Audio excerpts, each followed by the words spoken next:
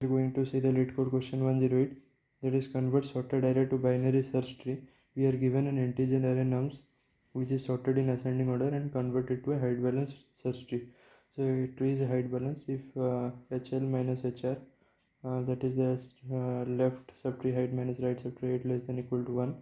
So for this, here is the given the node. So first we have to find the mid node of the mid node, such that all the left elements are shorter than that and the right elements are greater. So in this we have to make the 0, this is the mid element first as the root node.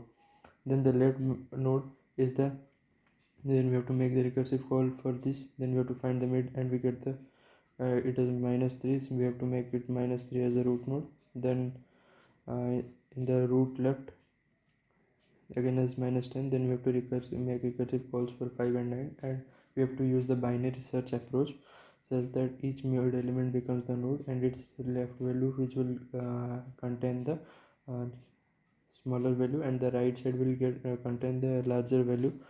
For each of the iteration we will be creating each nodes, and each mid element will be provided or will be stored in each node in the left and right tree. For the right tree we have to iterate from mid plus 1 to end, and from the left we have to iterate from start to mid minus 1.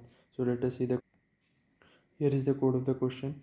So first we have taken a solve function to solve this problem, and we have initialized a root node. We have the return type we have kept as tree node. So we have to initialize we have to pass the nums as the arguments, and then nums dot size for the end part, and for the start part we have passed 0, and finally we have to return root. So let us see in the function, if the start is less than equal to end, then we have to find the mid, and each root, for each root we will initialize the root with the value of nums mid, if and the root left will be solve start to mid minus 1, and the root right will be some nums mid plus 1 to end. Then we have to return finally the root as the answer, and if the return root is, if the root is not returned, then the null pointer will get returned. And this is the code of the question.